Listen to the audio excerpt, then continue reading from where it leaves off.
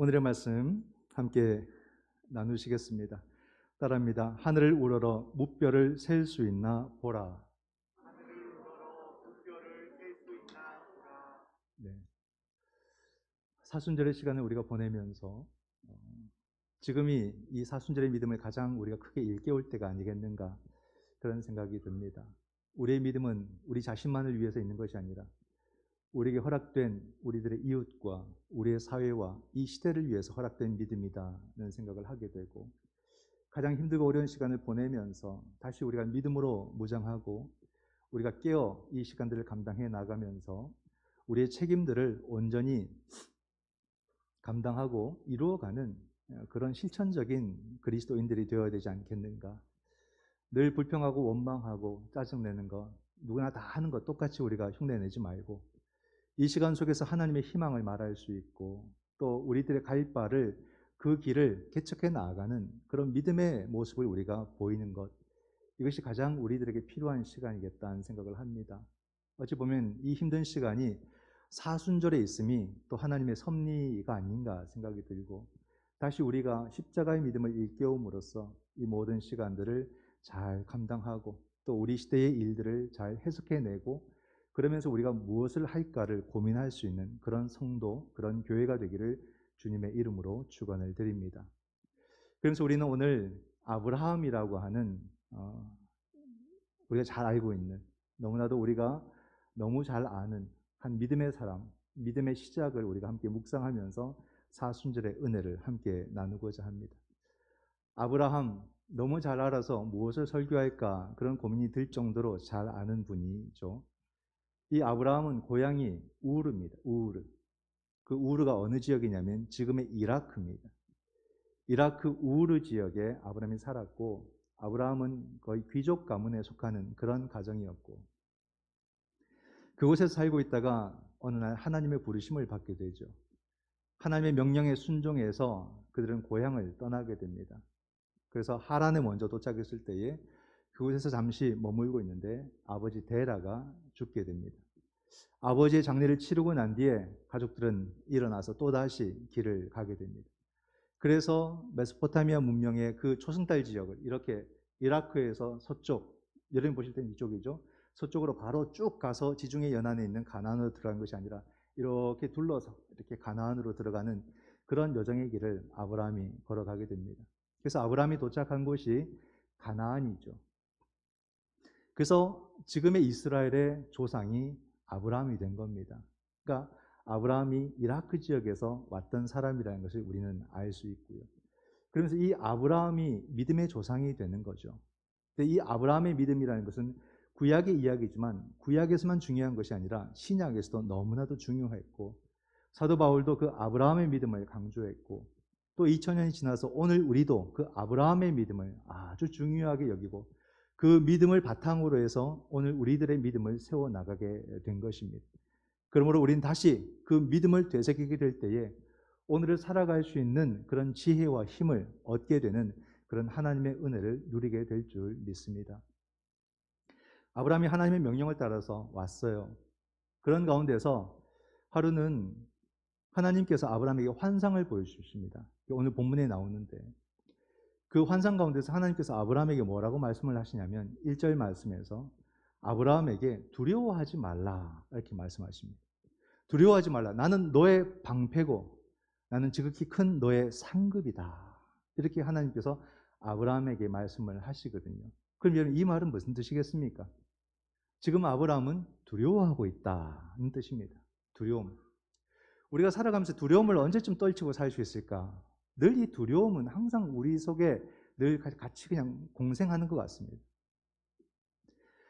고향을 떠나서 살아오는 이 삶 자체가 두려움이죠. 오늘날도 여러분, 고향의 의미는 많이 퇴색됐지만 젊은이들은 더더욱 고향에 대한 의미는 없을 것 같습니다. 하지만 오늘날도 고향을 떠나와 있으면 나도 모르게 늘 나는 무언가로부터 떨어져 나와 있다는 그런 느낌을 갖고 살아가게 되거든요. 그래서 꼭 갈 건 아니지만 뭔가 회귀 본능이 우리 마음속에 늘 있는 겁니다. 고향. 내가 태어난 곳, 내 부모가 계신 곳. 늘 그 마음이 있는 거예요. 즉, 불안감을 가지고 살아가게 되어 있습니다.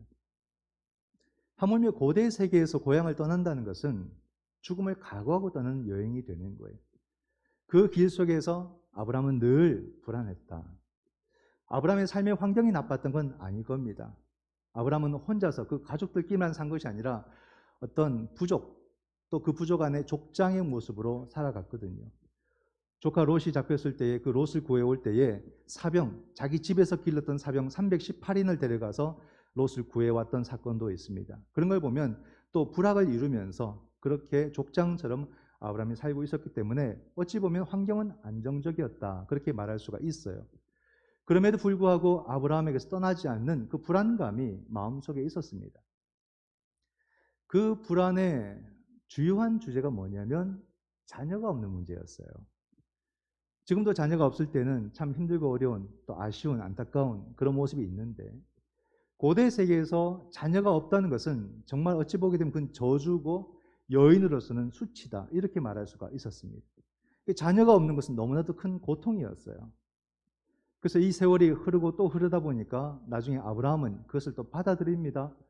그래서 자기에게선 더 이상 자녀가 태어날 수 없다는 것을 알고서 어떤 계획을 세우냐면 내 집에는 많은 사람들이 있는데 이 식솔들 중에서 그 안에서 신실한 사람 한 사람을 택해가지고 자신의 상속자로 삼아야지라고 아브라함이 생각을 하고 있었습니다. 2절 말씀을 보게 되면은 주 여호와여 무엇을 내게 주시려 하나이까 나는 자식이 없사오니 나의 상속자는 이 다메섹 사람 엘리에셀입니다.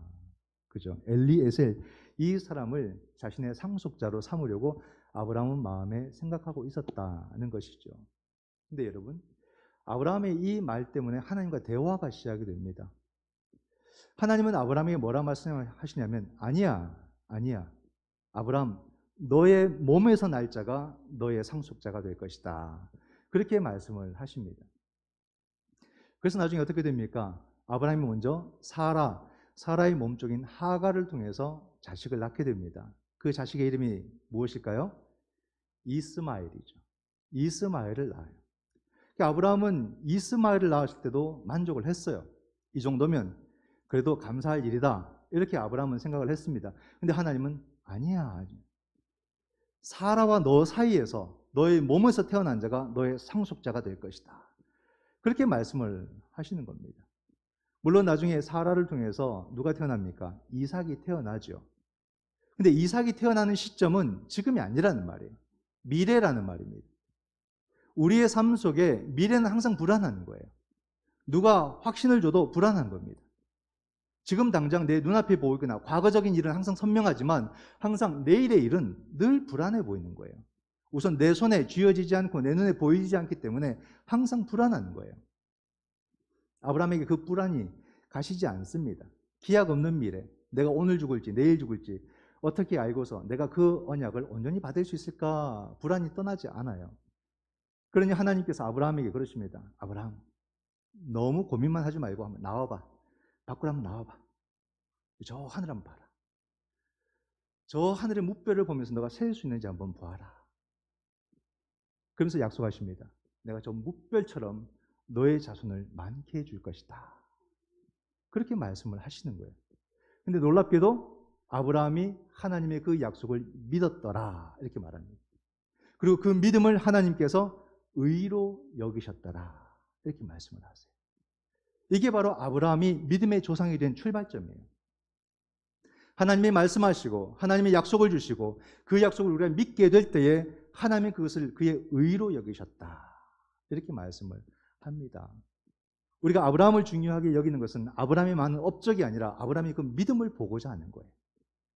아브라함의 그 믿음이 모든 것의 출발점입니다. 역사의 출발이에요.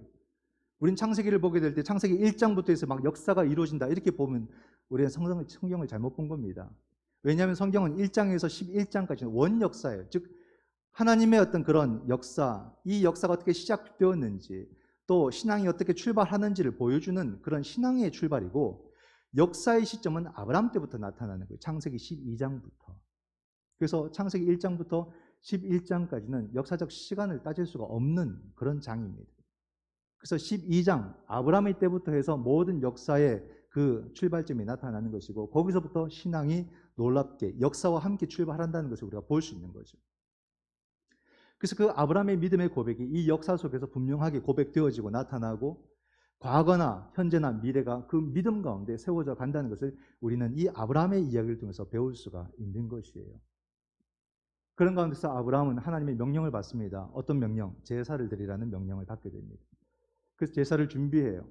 그래서 그 제물을 보게 되면은 3년 된 암소와 그리고 암염소, 순양, 그리고 산비둘기와 집비둘기를 준비를 하게 됩니다. 그리고 그 제물을 어떻게 해야 되냐면 죽여서 중간에 반으로 갈라가지고 서로 마주보게 이렇게 배치를 합니다. 근데 새는 가르지는 않았습니다. 죽이고 가르지는 않고 놔둡니다. 그렇게 제사를 준비하는 과정이 성경 말씀에 나옵니다. 그러다가 아브라함이 제사를 준비하는 과정에서 깜빡 잠에 드는 장면도 있습니다. 12절 말씀을 보게 되면 해질 때에 아브라함에게 깊은 잠이 임하고 큰 흑암과 두려움이 그에게 임하였더니, 아브라함이 이제 연로해서 그럴까요? 막 힘들게 제사를 막 준비하다가 해질 무렵 그 시간대입니다. 그 시간에 아브라함이 깜빡 잠이 들었습니다. 근데 보니까 큰 흑암과 두려움이 아브라함에게 임했다, 이렇게 말을 해줘요. 자다가 두려움을 느낀 거예요. 뭘까? 악몽일까? 여러분, 악몽을 꿔보셨습니까? 다 경험이 있을 것 같아요. 말씀을 준비하면서 생각해 보니까 참 신기한 게요. 우리가 꿈을 꾸는데도 다 유사하고 비슷한 꿈을 누구나 다 꾸더라, 이 말입니다. 참 신기한 것 같습니다. 현실도 아니고 꿈인데 어떻게 우리가 다 유사하게 꿈을 꾸게 될까 싶어요. 이런 악몽을 꿔봤죠? 누가 날 막 잡으러 오는데 난 도망을 가야 되는데 막 뒤에서 이렇게 달려오는데 난 이러고 있는 거야. 발이 안 떨어지는 거예요. 남은 엄청나게 빨리 날 쫓아오는데 나 혼자 슬로비드를 가고 있는 거예요. 그러다 덥석 잡히는 잖아요. 얼마나 끔찍합니까? 발이 안 떨어지는 거예요, 꿈에. 그런 경험 참 여러 번 있었던 것 같고요. 또 밤새 도망다니는 그런 꿈을 꿀 때가 있습니다. 그런 꿈 꾸고 잠에서 깨어나면 막 지쳐요. 정말로 내가 도망다닌 것 같아요. 그런 악몽을 꿀 때가 있습니다. 그리고 막 자라던 그런 사춘기 시절에는 높은 데서 떨어지는 꿈, 그죠? 막 떨어지는 꿈을 그렇게 많이 꿉니다. 너무 고통스러워요. 막 떨어지는 그 기분은 너무 악몽 같아요. 또 보면은 이 직업군에서 유사한 그런 직업군끼리 꾸는 꿈이 있는 것 같습니다. 악몽이. 여러분, 목회자가 아니기 때문에 목회자가 어떤 악몽을 꾸는지 잘 모르실 거예요. 여러분, 목사는 어떤 악몽인 줄 아십니까? 설교를 준비 안 했는데 예배 시간 된 거예요. 내 손에는 원고가 없는데 여기로 올라와야 되는 거예요. 얼마나 고통스러운지 몰라요. 그 꿈은. 꿈 내내 막 안절부절 신경 쓰이는 거예요. 제가 설교하러 올 때 여러분, 설교 일주일 내내 준비하고 올라옵니다. 짧게 설교하고 잘 하지는 못해도 일주일 내내 준비합니다. 근데 준비 안 된 설교의 모습으로 올라온다고 한번 생각해 보세요. 얼마나 끔찍한가. 근데 저만 꾸는 게 아니더라고요. 다른 목사님들도 그 꿈을 꾸더라고요. 참 신기한 것 같습니다. 그죠? 그런 악몽들. 여러분, 우리가 꿈을 대하는 우리의 자세는 어떻게 해야 될까? 우리가 신앙인이라면 꿈을 우리가 어떻게 생각을 해야 될까요? 꿈은 하나님의 사인일 수 있습니다. 우리가 사나운 꿈을 꾸고 힘든 꿈을 꾸면은 그 꿈에 대해서 우리가 자기를 좀 돌아보고 기도하는 시간 가지는 것은 필요해요. 그러나 그 꿈 때문에 우리가 해야 할 일을 못한다거나 하지 않는 것은 바람직한 자세는 저는 아니라고 봅니다. 우리는 하나님을 믿는 사람들, 내가 꿈에서 다치는 꿈을 꾸거나 내가 죽는 꿈을 심지어 꾸더라도 우리는 아침에 일어나면 하나님께 기도하고 이 하루를 맡기고 도전하는 거예요. 믿음의 길을 멈추지 않는 거예요. 가는 거예요. 이것이 바로 우리가 꿈을 대하는 우리들의 자세다. 그런 일이 있을 때마다 꿈은 어찌 보게 되면 정신적인 압박 또는 스트레스 속에서 주어질 때가 많기 때문에 자기를 돌아보는 시간을 가지면서 또 믿음으로 하루하루를 도전해 가는 것. 그것이 바로 우리들의 믿음의 자세라는 것을 한번 기억해 주시기를 바랍니다.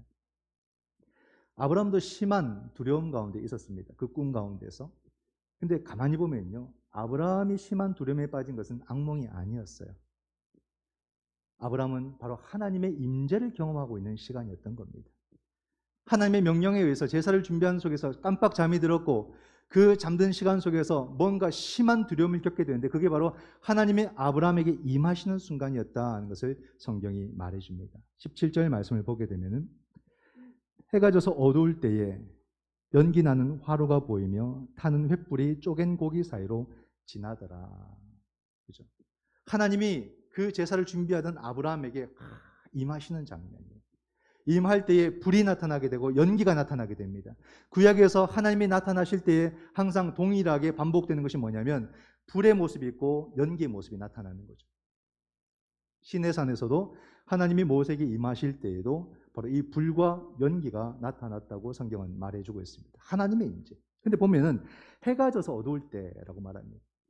아까는 해가 질 무렵에 잠이 들었던 것이고 이제는 해가 져서 어두운 시간 속에서 아브라함에게 큰 두려움이 있는 겁니다. 여러분, 우리 삶 속에도 이런 어둠의 시간이 있지 않겠습니까? 우리 삶의 과거에도 어둠의 시간을 겪었을 것이고 또는 지금도 어둠의 시간을 지나고 있는 사람들이 있을 것이고 또 앞으로 어떻게 내 삶 속에 이 어둠의 시간이 다가올지 아무도 모르는 거예요. 우리는 이런 시간들을 맞이할 때 어떤 표현을 씁니까? 눈앞이 캄캄하다는 표현을 합니다. 그죠? 우리의 삶이 힘들고 어려울 때 우리는 어둠이라고 표현하는 거예요. 눈앞이 캄캄하다. 그런 순간 얼마나 끔찍합니까? 소름 끼치는 거죠. 그런 일들, 오늘 우리 장로님 기도에서 그런 일들을 쭉 나열하셨어요. 이 코로나의 시간들, 눈앞이 캄캄한 시간이에요. 3년 동안 우리의 모든 삶의 자를 완전히 송두리째 삼켜버린 그 시간이 코로나의 시간이죠. 여전히 기세가 등등합니다. 우리가 두려워하고 오늘 교회도 갈까 말까 고민하게 만들었던 그것이 바로 이 코로나의 힘, 눈앞이 캄캄하죠. 이 21세기에 한쪽엔 전쟁이 일어나가지고 가족들이 무참히 죽는 그런 것을 현실로 맞이하는 사람들 캄캄한 거예요. 얼마나 두렵겠습니까? 영상을 보니까 아빠를 전장터로 떠나보내는 그 아기가 아빠와 떨어지기 싫어가지고 막 우는 장면. 아빠도 막 눈물을 흘리는 그 장면. 얼마나 가슴이 아픈지 모르겠어요. 지금이 어떤 시대인데 이 시대에 전쟁을 일으키고 그 전쟁 속에서 내 가족들이 죽어가는 것을 보는 것, 경험하는 것. 눈앞이 캄캄한 일이죠. 이 21세기에 이 역사 속에서 분단의 국가로 남아있는 이 민족. 아직도 이 문제를 해결하지 못해가지고 분단 국가로 남아있는 우리들의 현실도 캄캄합니다. 우리가 얼마나 무지한가. 분단의 문제를 해결하지 못하고 계속해서 정치적인 의견만 나타내고 있고 이걸 그냥 어쩔 수 없는 것처럼 받아들이고 있는 우리들의 현실도 캄캄하죠. 거기다가 저 동해에는 그 산불이 얼마나 최장 기록을 남기면서 지금도 불타고 있습니다. 어떤 교회를 보니까요. 참 비참해요. 교회가 홀라당 다 타가지고요. 이런 나무 의자가 아니라 철제 의자로 쭉 됐던 본당인데 다 타가지고 이 철제 의자 뼈대만 남아있어요. 뼈대만. 그 교회는 어떻겠습니까, 여러분? 캄캄한 거예요. 얼마나 힘들고 이 어려운 시간, 두려움의 시간을 보내고 있겠습니까? 이게 우리의 현실이 어둠의 시간이에요. 개인도 그래요. 오늘 우리 청년들 한번 보십시오. 취직을 잘 못합니다. 제대로 된 직장 구하기 너무 힘들어요. 우리가 청년들을 여러분 탓할 수가 없습니다. 힘든 일을 안 하니까 그렇지. 그러니까 일자리가 별로 없지. 이렇게 말할 수 있겠지만 물론 그렇겠지만 우리의 청년 때를 한번 생각해 보세요. 청년 때는 기회의 시간이라고 말합니다. 무엇인지 할 수 있다고 말합니다. 그러니까 자기가 하고 싶은 것이 있고요. 자기가 하고자 하는 그런 마음이 있고요. 근데 그것이 좌절되면 온 세상을 잃어버린 마음이 되는 거예요. 정말로 이 나이에 내가 도전해서 뭔가를 해보고 싶은데 그것이 안 되면요. 세상 다 잃어버린 마음이 되는 거예요. 무너져 버리는 거예요. 어른들이 생각하는 그런 마음이 아니에요. 이 일이 하면 저 일이 있지. 그게 안 된다 이 말입니다. 그 마음을 이해를 못하는 거예요. 내가 하고자 하는 이 일이 막혀져 버리면요. 정말로 내 인생이 끝난 것처럼 느껴지는 게 그 시기예요. 그러니 물론 나중 되면 반성하겠죠. 내가 왜 그랬나 싶겠지만 지금은 이게 다예요. 그러니 코앞에 내 미래를 알 수가 없으니까 불안함에서 벗어나지 못하게 되고 그러니 우리 청년들이 결혼할 생각도 없고 그러니 자식도 낳고 싶은 마음이 없는 거죠. 낳고 싶어요. 여건이 안 된다 이 말입니다. 나 하나 간수 못하는데 아내는 어떻게 간수하고 자식은 어떻게 간수할까? 그런 두려움에 빠지는 거죠. 청년만 그렇습니까? 우리 모두가 다 그래요. 갑자기 우리에게 병이 찾아오고 눈앞이 캄캄해지고 갑자기 사고가 납니다. 아침에 잘 출근했는데 큰 사고 났다고 연락이 오면 다 무너지는 거예요. 갑자기 우울함이 밀려와요. 어제까지 멀쩡했는데 갑자기 마음이 다 무너져 버리니까 삶이 다 스톱되는 거죠. 그러면 그냥 잘 될 거야. 잘 될 거야. 희망 고문으로 하루하루를 살아가는 것이 오늘날 우리들의 모습이 아닐까. 그렇죠? 아브라함에게도 그 자신의 모습으로 어둠의 시간이 다가온 겁니다. 정말 힘든 시간이 다가온 거예요. 뭘로 해석할 수도 없고 주체할 수 없는 그 두려움이 확 밀려올 때 그 아브라함도 너무 힘든 거예요. 여러분 그 힘든 시간 속에서 하나님은 과연 어떻게 하실까 한번 보세요. 하나님이 내버려 두지 않더라 이 말이에요. 그 아브라함을 찾아오시더라 말이에요. 그 아브라함이 말씀합니다. 아브라함 잠깐 나와봐. 저 하늘은 봐라. 저 하늘의 무별 너가 셀 수 있겠니? 내가 너희 미래를 저 별처럼 내가 만들어주겠다. 그렇게 하나님께서 약속을 하시는 거예요. 그때 아브라함이 저 무별을 봤을 때 그 무별이 얼마나 이 전등보다도 비교할 수 없을 만큼 얼마나 초롱초롱했을까 싶어요. 밤이 깊으면 깊어질수록 별은 더 반짝입니다. 역설적이에요. 내 삶의 어둠의 시간이 짙으면 짙을수록 저 별은 더 반짝이게 돼 있다 이 말입니다. 그 별이 반짝이게 보이는 것은 무엇을 통해서 이루어지냐면 그의 삶을 통해서 이루어지는 거예요. 아브라함의 삶이 그 별을 더 반짝이게 보게 만들어준 게 아닐까요? 그 순종의 세월, 고향을 떠나는 그 순종의 세월을 아멘하고 받아들이고 떠났던 그 길, 그 길이 짧았습니까? 그 도상에서 늙었어요. 도착이 아니라 그 도상에서 다 세월이 갔습니다. 그 길 속에서 숱한 정말로 이 죽음의 고비를 넘기면서 그 길을 가는 거예요. 그리고 인생의 어찌 보면 끝자락까지 가게 된 겁니다. 그 시간 속에서 하나님께서 무별을 보라 라고 했을 때 그 별이 드디어 아브라함에게는 하나님의 거룩한 메시지로 다가옵니다. 아무에게나 여러분 그 별이 메시지로 다가오지 않습니다. 그 믿음의 수고가 쌓였을 때, 그 순종의 수고가 쌓였을 때, 그 아픔과 그 눈물이 그 삶 속에서 쌓였을 때 그 무별이 하나님의 거룩한 메시지로 다가온다는 사실이에요. 이게 얼마나 놀랍습니까? 그게 하나님이 우리를 사랑하시는 방식이에요. 이 아브라함은 어찌 보면 그를 무너뜨리는 두려움이 아니라 거룩한 두려움이 확 휩싸이게 되는 거죠. 하나님이 나를 이렇게 사랑하시는 거예요. 하나님이 나를 이렇게 지켜보고 계시구나. 그걸 느끼게 되는 거예요. 그렇게 볼 때 여러분, 이 어둠이라는 말과 이 두려움이라는 말이 그저 나쁜 것만은 아니라는 느낌이 들어요. 우리는 어둠이라는 것, 흑암이라는 것을 부정적인 단어로 봅니다. 근데 여러분, 이 어둠이라는 말은 무엇을 함께 가지고 있냐면요. 깊음이라는 말을 갖고 있어요. 심연이라는 말. 그죠? 우리가 저 깊은 바다, 껌껌한 깊은 바다를 심해라고 하지 않습니까? 근데 이 어둠이라는 말은 바로 그 깊음과 심연을 품고 있는 단어라는 것을 알게 되는 거죠. 그게 얼마나 감사한지 몰라요. 왜? 우린 이 어둠의 시간을 벗어날 수가 없어요. 그 어둠의 시간 속에 들어가게 되면 꼼짝달싹 못합니다. 근데 그것이 무조건 부정적인 거였다면 우린 다 무너질 수밖에 없는 거예요. 그러나 그것이 도리어 심연이 되고 깊음이 될 때 거기서 뭔가 역설적인 희망을 보게 되는 그런 순간을 경험하게 되는 거예요. 저는 목사로서 우리 성도들께서 정말 행복하기를 바랍니다. 정말로 여러분 삶 속에 생명이 충만하기를 바라요. 저희 기도 시간에 90% 이상은 다 여러분들의 행복을 위해서 기도합니다. 거의 제 자신을 위해서는 기도하지 않습니다. 여러분들의 행복, 그게 저한테는 가장 중요한 목회적인 그런 제 관심이에요. 여러분들의 삶의 자리가 생명에 시들지 않고 생명이 살아나기를 바라는 것이 저의 온통 관심이에요. 그런데 여러분, 이 행복과 생명은 표면적인 것에서 나타나지 않더라는 겁니다. 이 생명이라는 주제는, 이 행복이라는 주제는 저 깊음에서 나오더라 이 말이에요. 그러면 가장 깊은 곳이 어디고 가장 여러분 10년이 어디겠습니까? 그게 바로 십자가더라 이 말이죠. 십자가. 저 십자가가 가장 깊은 곳에 있고 저 십자가가 가장 어두운 곳에 있더라 이 말이에요. 골고다 언덕의 그 십자가가 가장 깊고 가장 흑암이고 가장 심년이 그 십자가더라.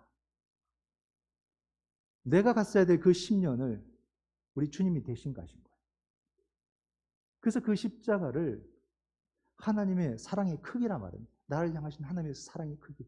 얼마나 깊었으면, 그 십자가가 얼마나 넓었으면, 얼마나 컸으면 하나님의 사랑의 크기라고 말하는 거예요. 바로 그 십자가 주님께서 오늘 내 삶의 어둠의 터널을 지나고 있는 나에게 찾아오시는 거예요. 너무 감당하기 힘든 이 시간을 하루하루 한 걸음 한 걸음 겨우겨우 살아가는 나에게 우리 주님이 찾아오시는 거예요. 그런 주님께서 우리의 이름을 불러주시는 거예요. 재민아, 저 하늘의 무별 한번 봐라. 힘들지? 무별 한번 봐. 저 반짝반짝반짝 빛나는 저 별들 너 셀 수 있겠어? 내가 너를 저렇게 만들어줄 거야.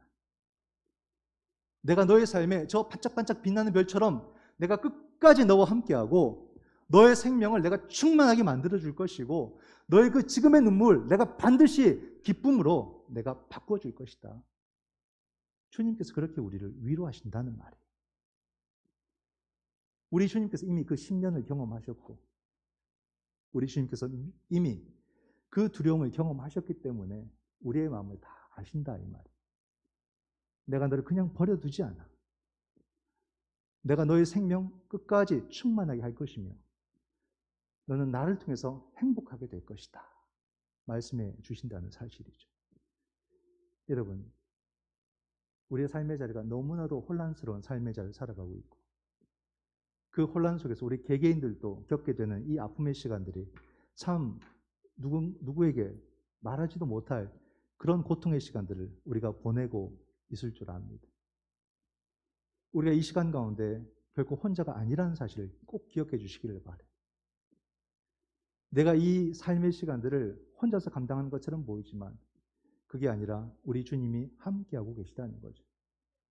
내가 아무리 힘들어도 내가 아무리 버거워도 혼자서 눈물을 삼키는 것이 보여도 여러분 그래도 내가 부족하지만 믿음의 길을 걸어왔다면 부족하지만 순종하려고 애써 왔다면 우린 저 묵배를 통해서 나의 주님을 보게 될 줄 믿습니다. 그 주님이 우리를 반드시 위로해 주실 것이고 위로만이 아니라 앞으로의 모든 삶도 함께 동행해 주셔서 생명 충만한 삶으로 그리고 진정한 행복을 온전히 경험할 수 있도록 인도해 주실 줄 믿습니다. 이 사순절에 이 은혜가 우리 모든 성도들과 그 가정 위에 온전히 함께 하시기를 주님의 이름으로 축원드립니다. 기도하겠습니다.